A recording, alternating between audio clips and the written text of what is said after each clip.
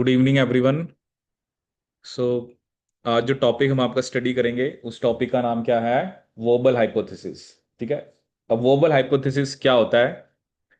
अब देखो, अभी तक जैसे हमने एक कंसेप्ट क्या पढ़ा कि degeneracy of genetic code. Degeneracy का मतलब हमने क्या पढ़ा था कि one amino acid can be encoded bye more than one codon. ठीक है ना। डीजेनरेसी ऑफ जेनेटिक कोड का मतलब क्या था कि एक अमीनो एसिड को, मतलब वो डिपेंड करता है, कुछ अमीनो एसिड का वन कोडोन भी था, किसी के टू भी थे, किसी के थ्री भी थे, किसी के आपके फोर भी थे, किसी के सिक्स भी थे। ठीक है। वोबल हाइपोथेसिस एक्चुअली हमें क्या बताएगा? ठीक है। अब जैसे अमीनो एसिड कितने हैं? 20। ठीक है। और कोडोन्स कितने हैं? 61। हमें ये पता है अमीनो एसिड 20 है, कोडोन्स कितने हैं मेरे पास? 61। ये तो हमें पता है क्योंकि थ्री स्टॉप कोडोन्स थे। तो उनको स्टॉप कोडोन्स हमने किस लिए बोला था? क्योंकि स्टॉप कोडोन्स के लिए कोई भी टीआरएनए नहीं होता। ठीक है। अब क्वेश्चन ये आता है कि 61 कोडोन्स को रीड करने के लिए, ऑब्वियसली ये तो इंफॉर्मेशन किस में होती है? Messenger RNA. जैसे ऑब्वियसली एमआरएनए में जो इंफॉर्मेशन होती है वो कोडोन की फॉर्म में है। ठीक है। बट उसको रीड कौन करता है? टीआरएनए। टीआरएनए में जो इंफॉर्मेशन होती है वह वो यहां पर एंटीकोडोन होता है। एक्चुअली वोबल हाइपोथेसिस से हमें ये पता लगेगा कि हमें मिनिमम कितने टीआरएनए चाहिए 61 कोडोन्स को रीड करने के लिए। ठीक है ना। जैसे अब कोडोन 61 है, तो अब अगर एक हम कह रहे हैं कि एक कोडोन को एक टीआरएनए रीड कर रहा है, इसका मतलब फिर तो 61 चाहिए। वही बना ना। बट ऐसा नहीं होता है। ठीक है। ये चलो मैं वैसे आपको बता रहा हूँ, अभी डिटेल में भी जाएंगे। एक्चुअली जो टीआरएनए है, अब टीआरएनए में अभी वो हम डिस्कस करेंगे डिटेल में बाद में। बट कुछ टीआरएनए ऐसे होते हैं जो सिर्फ एक कोडोन को रेकग्नाइज करते हैं, कुछ टीआरएनए दो को करते हैं, और कुछ टीआरएनए तीन को करते हैं। मैक्सिमम एक टीआरएनए तीन कोडोन्स को रेकग्नाइज कर सकता है। ठीक है। तो इसका क्या मतलब हुआ? ऑब्वियसली कोडोन से टीआरएनए का नंबर कम होगा। ठीक है ना। अगर मैं कह रहा हूं कि तीन कोडोन को एक टीआरएनए कर रहा है, तो इसका क्या मतलब है? तो नंबर ऑफ टीआरएनए क्या होंगे आपके? कम होंगे as as compare to number of codons. ठीक है। तो वोबल हाइपोथेसिस हमें यह बताएगा कि हमें बेसिकली ऐसी क्या कंडीशंस होती हैं कि वो टीआरएनए उनको रेकग्नाइज कर रहा है, वो टीआरएनए दो को कर रहा है, और वो टीआरएनए आपका तीन को कर रहा है। But that is the maximum number. एक टीआरएनए तीन से ज्यादा कोडोन्स को रेकग्नाइज नहीं कर सकता। ठीक है। तो चलिए देखते हैं इसके बारे में। पहले मैं आपको जैसे बताता हूं यहां पर, ऑब्वियसली जो भी आपका जैसे टीआरएनए है, ठीक है, जैसे मान लो ये मैंने एक टीआरएनए बनाया। ठीक है। टीआरएनए का स्ट्रक्चर मैंने आपको बताया था कि 2D स्ट्रक्चर कैसा होता है, क्लोवर लीफ, और 3D स्ट्रक्चर कैसा होता है आपका, इन्वर्टेड एल। ठीक है। जिस तरफ एक्स्ट्राम होती है वो थ्री प्राइम एंड होता है। ठीक है। जैसे अब ये, अगर मैंने इस तरफ एक्स्ट्राम बनाई है तो ये थ्री प्राइम है, और ये क्या आपका फाइव प्राइम। थ्री प्राइम पे क्या होना चाहिए? सीसीए। क्योंकि तभी उसके साथ क्या अटैच करेगा आपका? Amino acid. ठीक है। अब मान लीजिए ये मेरा एमआरएनए है, ये क्या मेरा एमआरएनए। ठीक है। अगर मैं कह रहा हूं कि एमआरएनए में फॉर एग्जांपल AUC है, ठीक है, तो ए किसके साथ पेयर करेगा? यू के साथ। यू किसके साथ पेयर करेगा? ए के साथ। और सी किसके साथ पेयर करेगा? जी के साथ। ठीक है। ये देखो एंटी कोडोन है ये। जैसे वैसे तो हमें ऐसे लग रहा है ना कि स्टॉप कोडोन आ गया, UAG भी तो स्टॉप कोडोन था ना, बट ये एंटी कोडोन है। ये कोडोन की बात नहीं हो रही है। AUC को रीड करने के लिए UAG चाहिए। ठीक है। अब देखो, हमेशा एक चीज क्या याद रखते हैं, जब भी हमें किसी सीक्वेंस को रीड करना होता है ना, वो आप 5' टू 3' डायरेक्शन में रीड करते हो। ठीक है। जैसे ये वन होगा, ये टू होगा, ये थ्री होगा। ठीक है। लेकिन अगर इधर मैं करूंगा तो ये वन होगा, ये टू होगा, ये थ्री होगा। मतलब कि कोडोन का फर्स्ट एंटीकोडोन के थर्ड के साथ पेयर कर रहा है, लेकिन जो कोडोन का थर्ड है वो एंटीकोडोन के किसके साथ पेयर कर रहा है? फर्स्ट के साथ कर रहा है। ठीक है। अब जैसे एक, जैसे अभी मैं आपको एक कंडीशन बताता हूं। बेसिकली जैसे हम बात करते हैं एंटीकोडोन की, ठीक है, जैसे मैंने लिखा GCI। आई क्या होता है? आइनोसिनेट। एक्चुअली मैंने आपको बताया था जो टीआरएनए होते हैं उसके अंदर मॉडिफाइड बेसिस होते हैं। ठीक है। जैसे उसमें मैंने आपको बताया था सूडो यूरेडिन होता है, राइबोथाइमिडिन होता है। ठीक है। जैसे और एक 1 मिथाइल गुआनोसिन था, आइनोसिन था। ये सिंपल से क्वेश्चन पूछ सकते हैं क्योंकि टीआरएनए के अंदर कुछ मॉडिफाइड बेसिस होते हैं। अब ये जो आइनोसिनेट है या आइनोसिन है, ठीक है, ये हम फर्स्ट पोजीशन की बात कर रहे हैं, 1 2 3। जी तो सी के साथ पेयर कर गया, सी जी के साथ कर गया। ये जो आइनोसिनेट है ना, ये ए के साथ भी पेयर कर सकता है, यू के साथ भी कर सकता है, और सी के साथ भी कर सकता है। जी के साथ नहीं पेयर करता। ये भी एग्जाम का क्वेश्चन है, आइनोसिनेट कभी जी के साथ नहीं करता। अगर एंटीकोडोन की फर्स्ट पोजीशन पे आइनोसिनेट है, तो उसने सी जी ए को भी रेकग्नाइज कर लिया, उसने सी जी यू को भी रेकग्नाइज कर लिया, उसने सी जी सी को भी रेकग्नाइज कर लिया। मतलब अगर एंटीकोडोन की फर्स्ट पोजीशन पे आइनोसिनेट है, तो वो टीआरएनए तीन कोडोन्स को रेकग्नाइज कर सकता है। And that I already told you, that is a maxim for any tRNA. ठीक है। तो अगर ऐसा क्वेश्चन पूछा जाए कि किस केस में टीआरएनए तीन कोडोन्स को रेकग्नाइज कर सकता है, इसका मतलब एंटीकोडोन की फर्स्ट पोजीशन पे क्या होना चाहिए, आइनोसिनेट। ठीक है। बट आइनोसिनेट कभी जी के साथ पेयर नहीं करेगा, वो ए के साथ पेयर करता है, यू के साथ करता है, और सी के साथ करता है। ठीक है। फिर इसमें लिखिए these examination of these and examination of these and other codon anticodon and other codon anticodon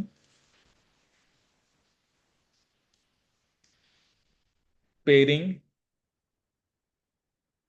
led Crick to conclude that led Crick to conclude that the third base of the third base of the most codon third base of the most codon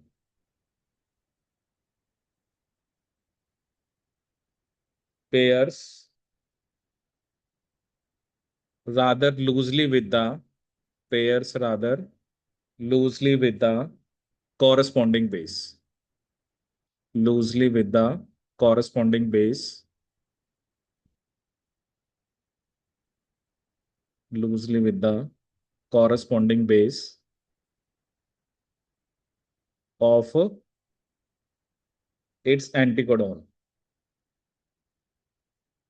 ठीक है। Codon का third है, anticodon का कौन सा बताया मैंने आपको, फर्स्ट। ठीक है। कि जो थर्ड बेस ऑफ कोडोन है, वो लूजली पेयर करता है किसके साथ, corresponding base of its anticodon, comma, to use this picturistic word to use this picturesque word, comma, the third base of such codons, the third base of such codons wobbles, the third base of such codons wobbles,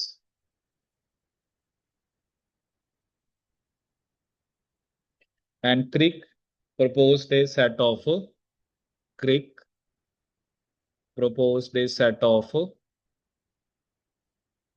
four relationships, proposed a set of four relationships called the wobble hypothesis, called the wobble hypothesis। ठीक है। तो मतलब wobble hypothesis के अंदर हम basically four relationships की बात करेंगे। ठीक है। अब देखो थोड़ा सा आपको क्लैरिटी हो गई होगी। Wobble hypothesis is basically related to this thing कि एक टीआरएनए जो है वो कितने कोडोन्स को रेकग्नाइज कर सकता है। ठीक है। और वो मैंने आपको वैसे पहले ही बता दिया कि जो आपका मैक्सिमम मैक्सिमम एक टीआरएनए कितने कोडोन्स को रेकग्नाइज कर सकता है, 3। And that is the case when anticodon की फर्स्ट पोजीशन पे क्या होगा आपका, आइनोसिनेट होगा। ठीक है। अब देखो उसने जो फोर रिलेशनशिप दी वो क्या दी, वो हम देखते हैं। जैसे फर्स्ट रिलेशनशिप उसने उसने कहा कि जो पहले दो होते हैं ना, जो आपके कोडोन के पहले दो हैं, वो बेसिकली स्ट्रॉन्ग वॉटसन क्रिक पेयरिंग बनाते हैं, ठीक है ना। जैसे आप आपने कहा कि ना जो मेनली जो पहले दो होते हैं वही स्पेसिफाई कर देते हैं। जैसे जैसे मान लो, चलो ये हमारा है, यहाँ पे देखते सी जी ए, सी जी यू, सी जी सी। एक बार चलो हम टेबल में देखते हैं कि वो क्या बनाते हैं, ठीक है। वैसे अभी हमने ये तो माइटोकॉन्ड्रिया का थोड़ा एक्सेप्शन वाला है। सी जी ए कहाँ पे है देखो, सी जी ए, सी जी, क्या लिखा था हमने, यू सी जी सी, तीनों आर्जिनिन बना रहे हैं। इसका मतलब क्या है, पहले जो दो है ना, उन्होंने मेनली डिसाइड कर दिया कि क्या बनाना है, क्योंकि सीजी कॉमन है ना, ये तीनों डिफरेंट है, बट फिर भी वो आर्जिनिन बना रहे हैं। इसका मतलब एक हाइपोथेसिस तो यही था कि जो पहले दो होते हैं, जो फर्स्ट टू बेसिस हैं, वो बेसिकली मेनली स्पेसिफाई करते हैं, ठीक है। वो मेनली क्या करते हैं आपका, स्पेसिफाई। तो पहला हाइपोथेसिस लिखो, the first two bases, the first two bases, the first two bases of an mRNA codon, of an mRNA codon always form strong Watson-Crick base pairs. Always form strong Watson-Crick base pairs, base pairs with the corresponding bases of tRNA anticodon. With the corresponding bases of the tRNA anticodon, and confer most of the coding specificity, and confer most of the coding specificity, most of the coding specificity। तो वो कह रहा है कि जो पहले दो हैं वो हमेशा क्या बनाते हैं, strong Watson Crick base pairing with the corresponding bases of tRNA anticodon, ठीक है। मतलब एमआरएनए के पहले दो का मतलब टीआरएनए का तो सेकंड और थर्ड है, ठीक है। जो भी मैंने आपको बताया ना, टीआरएन अगर एमआरएनए का फर्स्ट सेकंड है तो इसका सेकंड और थर्ड है, ठीक है। मेनली जो एंटीकोडॉन का फर्स्ट है, ठीक है, वो डिसाइड करता है कि वो टीआरएनए कितने कोडॉन्स को रेकग्नाइज कर सकता है, ठीक है। तो जो फर्स्ट बेस है किसका, टीआरएनए का, the first base of tRNA और the first base of the anticodon determines the determines the number of codons, determines the number of codons recognized by the tRNA, recognized by the tRNA। तो जो anticodon है उसका first base decide करता है कि जो tRNA है वो कितने कोडोन्स को रेकग्नाइज कर पाएगा, ठीक है। जैसे देखो ये दिखा रखा है आपको, अगर तो अब 5' एंड का मतलब ये फर्स्ट है, 5' एंड ऑफ एंटीकोडोन का मतलब क्या है, ये फर्स्ट है आपका, ठीक है। और इधर क्या होगा आपका, थर्ड, ठीक है ना। एंटीकोडोन का फर्स्ट और कोडोन का थर्ड। अगर तो ए और सी है, ठीक है, ए मतलब हमेशा यू के साथ पेयर करेगा, सी जी के साथ। तो इस केस में वो वाला टीआरएनए सिर्फ एक ही कोडोन को रेकग्नाइज करेगा, ठीक है। अब हम किसकी बात कर रहे हैं, एंटीकोडोन की फर्स्ट पोजीशन की। अगर एंटीकोडोन की फर्स्ट पोजीशन पे ए और सी है, वो टीआरएनए सिर्फ एक कोडोन को रेकग्नाइज करेगा। जी और यू है, क्योंकि जी बता रहा है जी का नॉर्मल पेयरिंग पार्टनर सी है, बट वो कह रहा है यू के साथ भी कर जाता है। यू का नॉर्मल पेयरिंग पार्टनर कौन सा है, ए है, बट वो जी के साथ भी पेयर कर जाता है। ये उसने लिखा ना वोबल बेस पेयर। जी तो नॉर्मली हमें पता है सी के साथ पेयर कर रहा है, बट रेड वाला क्या है उसका, वोबल बेस पेयर, मतलब कि वो उसके साथ भी पेयरिंग दिखा देता है। यू का नॉर्मली ए है बट वो जी के साथ भी दिखा रहा है। आइनोसिन का इसने नॉर्मली सी दिखा रखा है बट वो ए और यू के साथ भी दिखा रहा है। तो जी और यू होगा तो वो टीआरएनए दो कोडोन्स को रेकग्नाइज करेगा, और अगर आपका आइनोसिनेट होगा तो वो टीआरएनए कितने कोडोन्स को रेकग्नाइज करेगा? थ्री को। तो ये डिपेंड करता है कि आपके जो एंटीकोडोन है उसकी फर्स्ट पोजीशन पे क्या है। अगर एंटीकोडोन की फर्स्ट पोजीशन पे ए और सी है, वो टीआरएनए सिर्फ एक कोडोन को रेकग्नाइज करेगा। इफ इट इज जी और U, then it will recognize two codons, and if it is inosinate, it can recognize three codons. It can recognize three codons. तो ये दूसरा पॉइंट है। ठीक है, तो दूसरा पॉइंट क्या है? ठीक है, अब देखो सिंपल क्वेश्चन तो यही पूछेगा ना कि अगर एंटीकोडोन की फर्स्ट पोजीशन पे जी है तो वो टीआरएनए कितने कोडोन्स को रेकग्नाइज कर सकता है, यू है कितने को कर सकता है। तो आपको पता होना चाहिए कि, क्योंकि ये मैंने आपको पहले ही बता दिया कि टीआरएनए तीन से ज्यादा कोडोन्स को रेकग्नाइज नहीं कर सकता। ठीक है, और ये किस चीज पे डिपेंड करेगा कि एंटीकोडोन की फर्स्ट पोजीशन पे क्या है। ठीक है ना, एंटीकोडोन की फर्स्ट पोजीशन डिसाइड करती है कि वो टीआरएनए कितने कोडोन्स को रेकग्नाइज कर सकता है। पढ़ा हो ये पहले के नहीं? आ रहा है समझ के नहीं? ठीक है, देखो देखो क्या ना, जो साइंस में जो चीजें है ना वो ऐसे बिना अंडरस्टैंडिंग के नहीं चलती हैं। आप लोग कह देते हैं कि चलो बायो में तो रट्टा ही है, बट ऐसा नहीं है ना। रटना, इन चीजों को आप रट नहीं सकते। चलो एट द एंड तो बाद में तो याद ही रखना है, बट हमें समझ तो होनी चाहिए ना। अब वही होता है ना, अब जब हम कोई एग्जाम होता है, हमारा सिलेबस ऐसे डिवाइड होता है कि ये जी सेक्शन है, इसमें ट्रांसक्रिप्शन और ट्रांसलेशन है। तो ट्रांसक्रिप्शन में से भी या तो ट्रांसक्रिप्शन में से क्वेश्चन आएगा या ट्रांसलेशन में से आएगा। अब सीधा ट्रांसलेशन पढ़ के चले गए, ट्रांसक्रिप्शन पता नहीं है। ऐसे नहीं होता ना, बिना ट्रांसक्रिप्शन के कैसे हमें ट्रांसलेशन को समझ सकते हैं? क्योंकि ट्रांसलेशन तभी समझ आएगी ना। हाँ जी, मैं रिपीट कर देता हूँ। देखो क्या ना, आपको मैंने, देखो क्या होता है, कोई भी एक टॉपिक होता है, सबसे पहले हमें उसका बेस पता हो। मैंने आपको पहले क्या बताया, ये हाइपोथेसिस हम किस लिए एक्सप्लेन कर रहे हैं, उसके पीछे ये मैंने बताना है। जैसे मैंने आपको स्टार्टिंग में बताया अमीनो एसिड है 20, कोडोन है 61। वो हमने कल डिस्कस किया था, क्योंकि डबलेट मान के चल रहे थे तो कॉम्बिनेशन 16 बन रहे थे, तो वो हमें 20 से ज्यादा चाहिए थे। अब मैं आपको क्या बता रहा हूँ, क्योंकि अभी हमने ट्रांसलेशन पढ़ना है, तो हमें पता है कि ट्रांसलेशन के टाइम पे जो ट्रांसलेशन होती कहां पर है? राइबोसोम।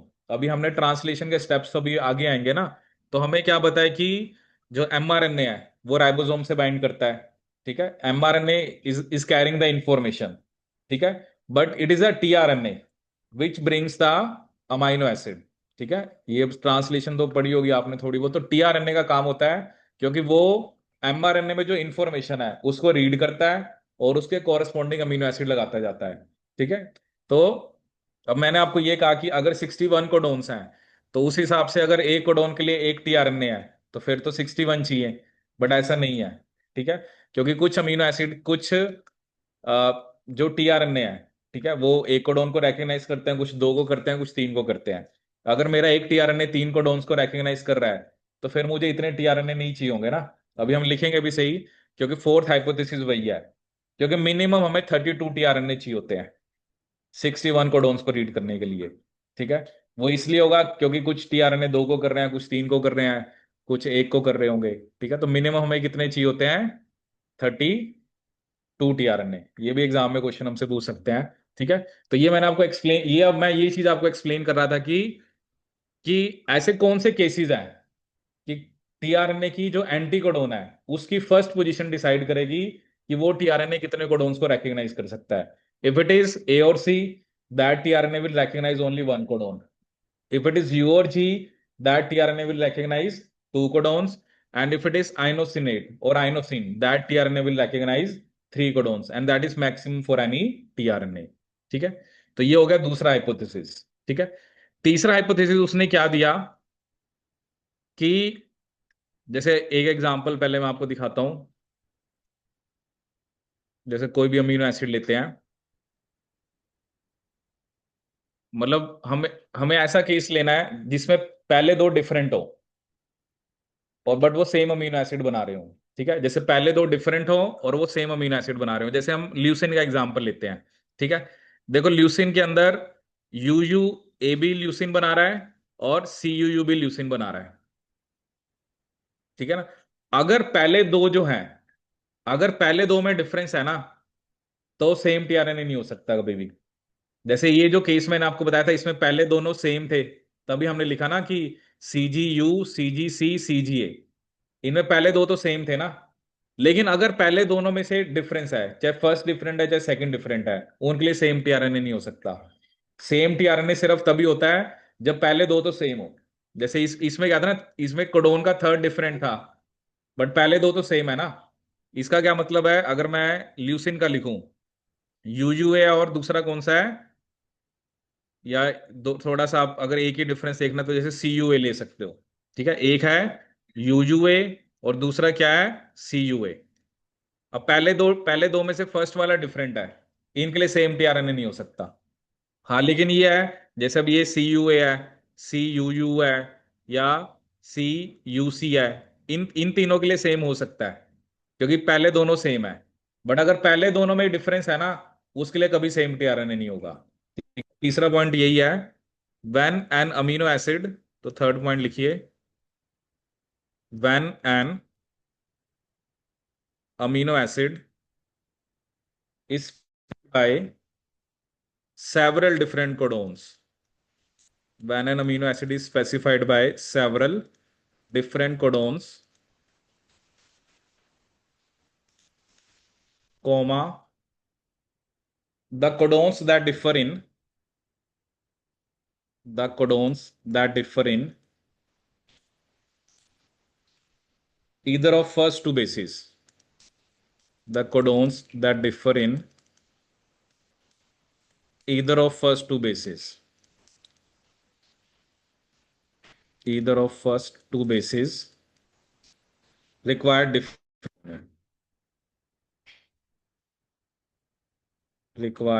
different tRNA।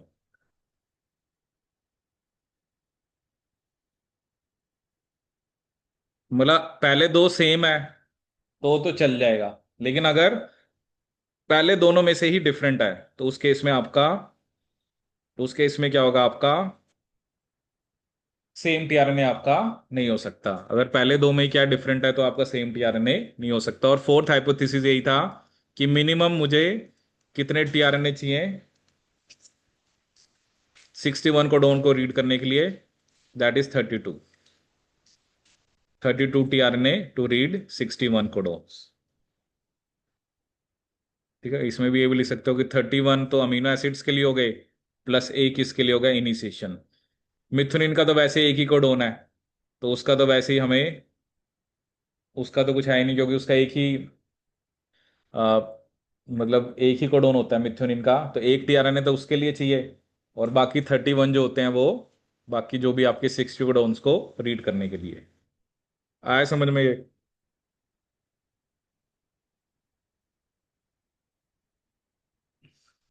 ठीक है, देखो पहले हमें बेसिक बताओ। ठीक है ना, कोई भी चीज़ों को हम पढ़ रहे हैं, पहले उसका बेसिक्स हमें तुम्हारे दिमाग में होना चाहिए कि जैसे मैंने आपसे पूछा वोबल हाइपोथेसिस क्या होता है। ठीक है, detail is a different thing. पहले मुझे ये बताओ कि दो लाइंस में मैंने वोबल हाइपोथेसिस को कैसे एक्सप्लेन करना है।